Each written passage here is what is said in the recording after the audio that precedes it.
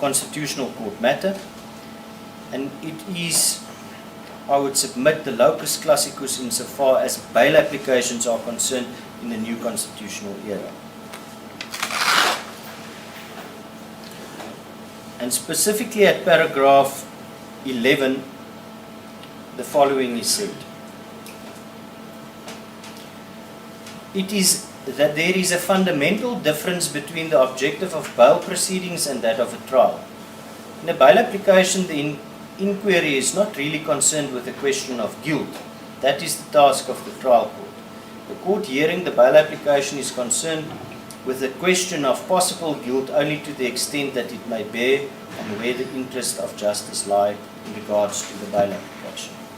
Now, that specific sentence and paragraph has been interpreted to say that it might be in the interest of justice to consider the strength of the state's case where it's so weak that it might lead to exceptional circumstances being present.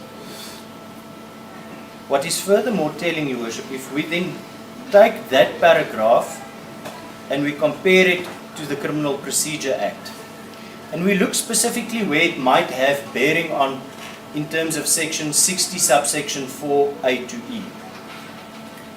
The court will note that the only subsection where it has a bearing on the strength of the state's case is in section 60 subsection 4B, where one of the factors to consider is the strength of the state's case as such that it might lead to the applicant evading his trial. Now, I would submit, Your Worship, it is common cause between the applicant as well as the state that he is not a flight risk. That subsection is not applicable. So I would submit, Your Worship, even if the court finds, which I submit there is no strong case, but even if the court is to find that there is a strong case that the applicant is to face, it does not take us any further insofar as why bail should be refused, because he is not a flight risk, and that is the only subsection where it finds applicability.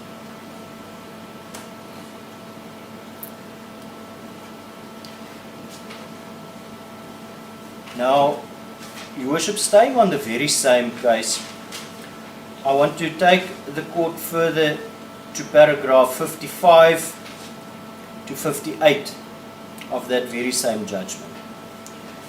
In it, the Honourable Justices of the Constitutional Court had to decide on the constitutionality of section 60 subsection 4E, and that is what Colonel Lebodi testified, and what the state's argument is that the public outcry would be of such that it would disrupt public order. Now, aptly, I think it's important to mention further, the court must have regard to the provisions of section 60 subsection 8 capital A, which says that this subsection is only to be used in the most exceptional circumstances, in the most rare cases. And that is what the Constitutional Court also found. It specifically deals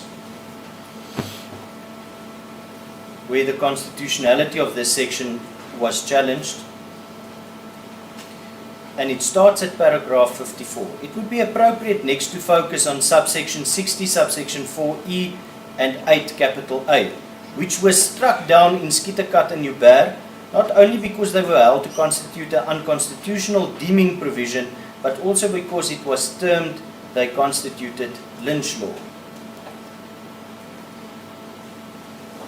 It further goes on to say, further down in the paragraph, looking at public opinion and taking into account the likely behavior of persons other than a detainee, smacks of preventative detention and infringes on a detainee's liberty, elevating the sentiments of the community above the interests of the detainee. And that is exactly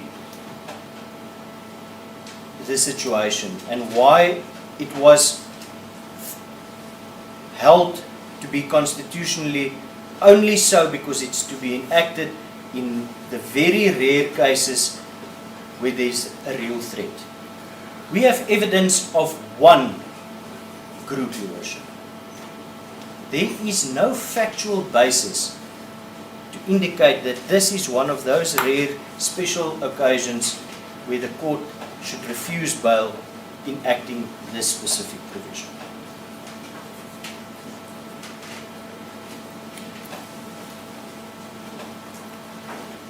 I want to refer the court, whilst I'm on the point of a factual basis. Colonel Laborde correctly indicates that the wording in the Criminal Procedure Act is a likelihood. But there is an abundance of case law which indicates that a likelihood cannot be a mere possibility or speculation. It must be on factual grounds presented before the court.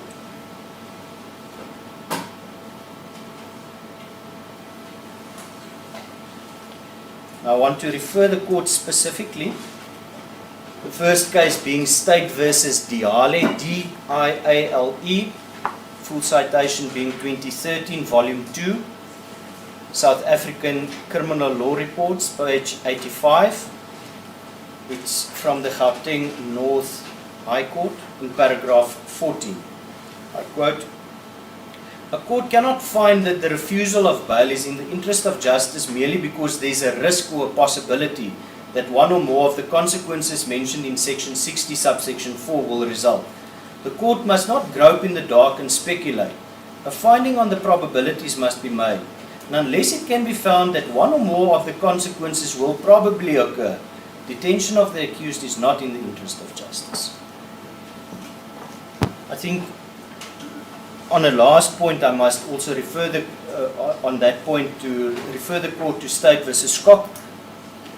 It is a Supreme Court of Appeal decision, the full citation being S.V. Kock, K-O-C-K.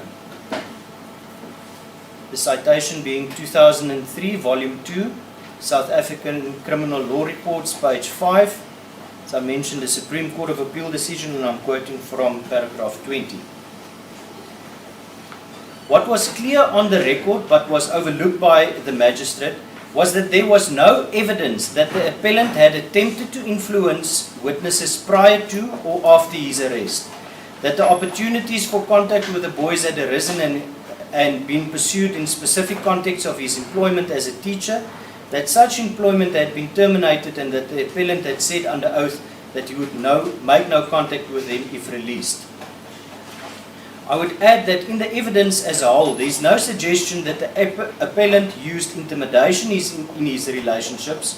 The conclusion that the likelihood existed that the appellant would interfere with the investigation or state witnesses was, for these reasons, devoid of factual support. As a possibility, it was no more than speculative. And I would submit it echoes and smacks of the evidence presented in this matter. There is no evidence to suggest that the applicant in this matter intimidated, interfered with the investigations, nor with any of the state witnesses. And I would submit that to state merely because they are colleagues of his, it can only be a possibility based on pure speculation.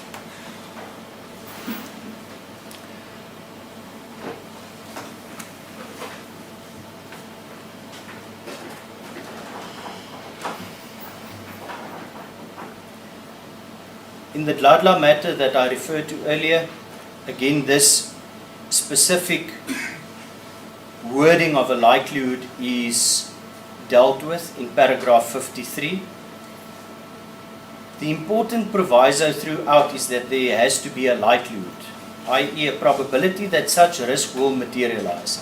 A possibility or suspicion will not suffice.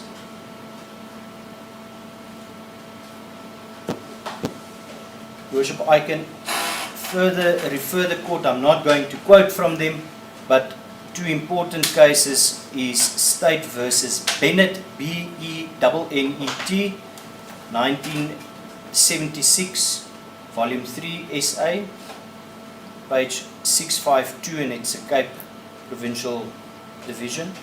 And specifically at page 654, it also deals with the factual basis that is required. Now,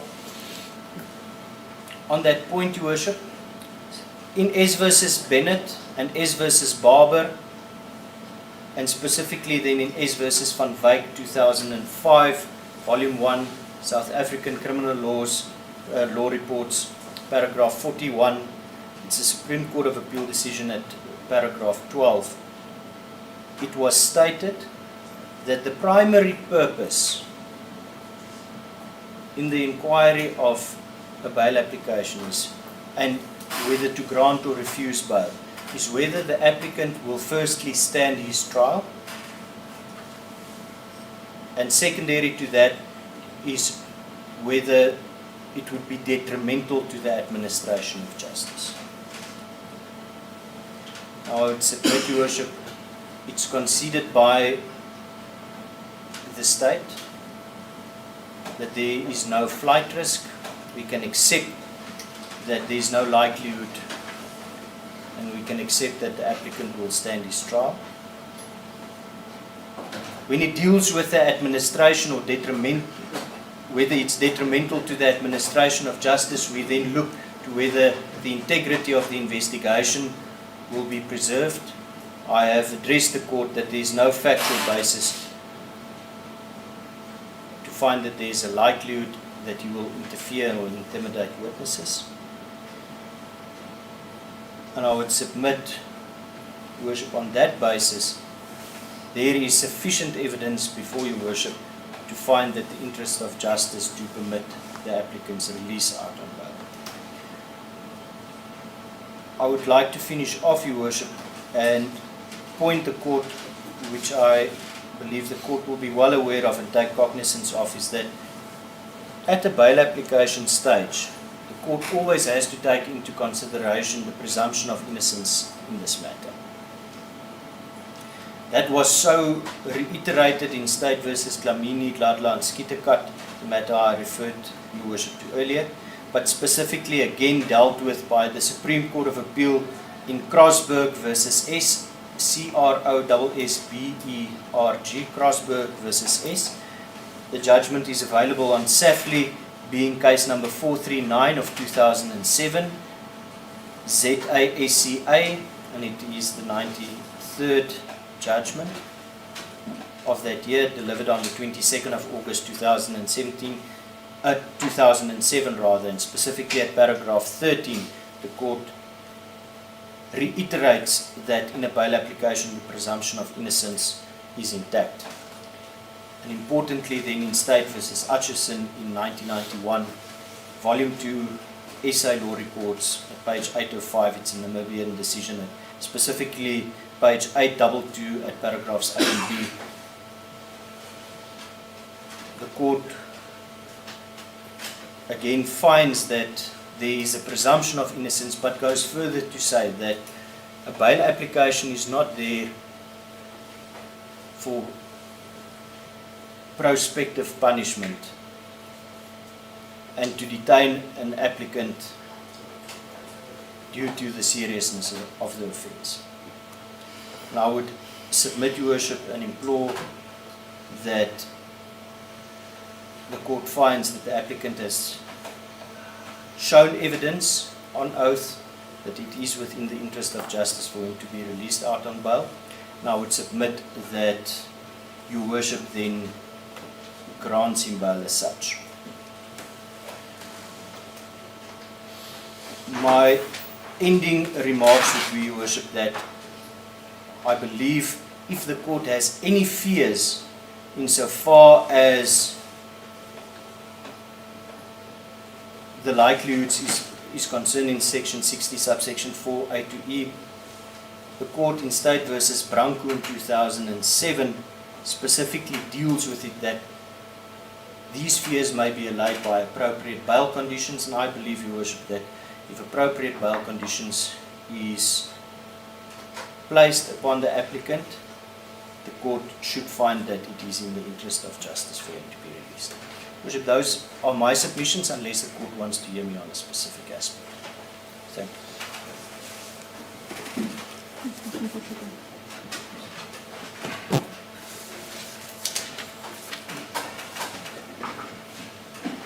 Your Worship, the argument that was made by my colleague is in essence what I'll call a Section 35 argument in as far as his right to the presumption of innocence is concerned.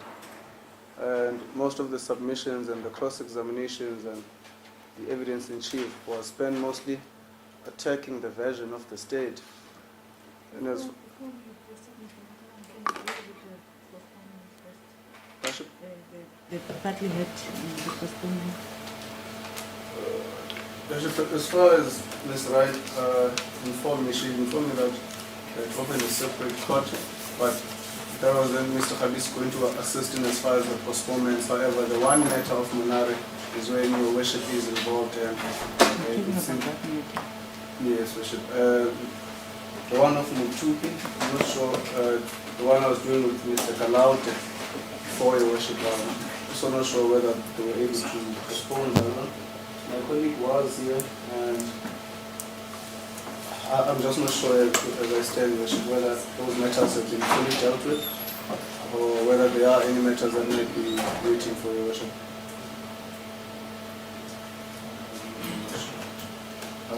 Perhaps unless we could be assisted by one of the court orderlies in ascertaining from Court 19, we inform the sitting in Court 19 to ascertain whether all those matters have been dealt with and if the worship would be needed in any of those matters.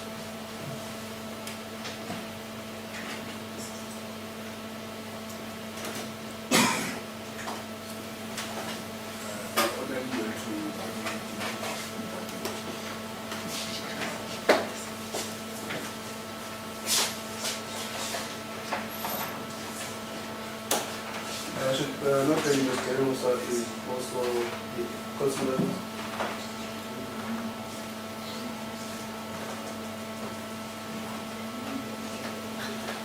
Mr. Musomere is also here for that matter that you requested that it comes for being when the party had to pay application. He says he just received a message from Ms. Wright, in actual fact.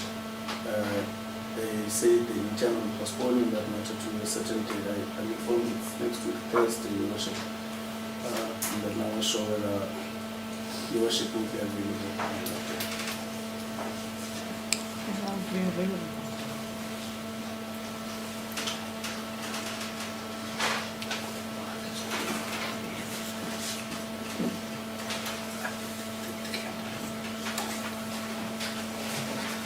Nothing such to do with Mr. Allowed.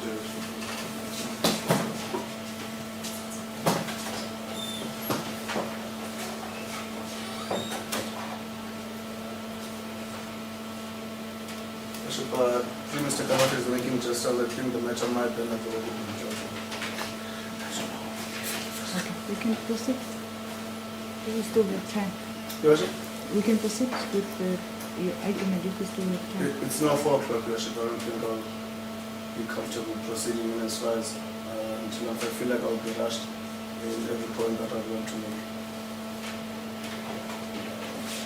Gracias, Your Worship.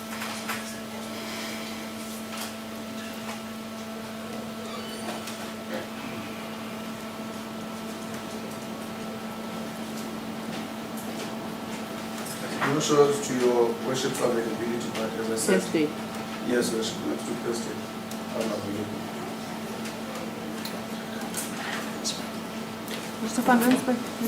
For this matter specifically. Your Worship, I'm unfortunately unavailable from Monday for quite some time. I don't want the matter to be delayed due to that. I've presented my arguments to you. I will ask that my instructing attorney will take over from the next day. But may I just inquire from him if it is indicates he is available. What's the date on Thursday? The 10. Yes, it is the 10th, Your Worship. You are right. Mr. Van Rensburg? Worship, yes, I confirm, Sam, I am available, Your Worship.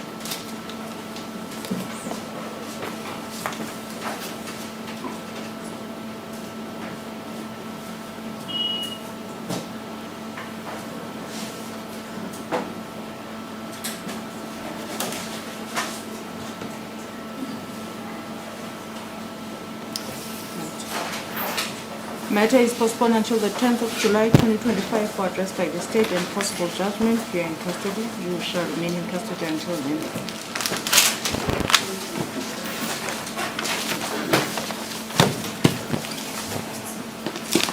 I believe that that's the funding matter.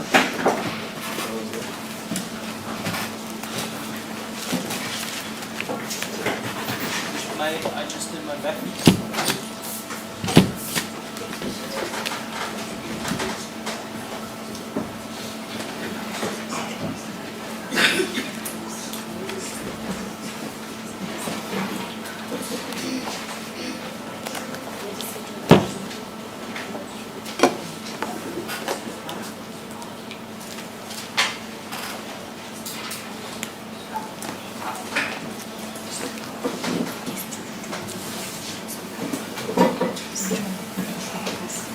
I'm not here for now. Where's the copy?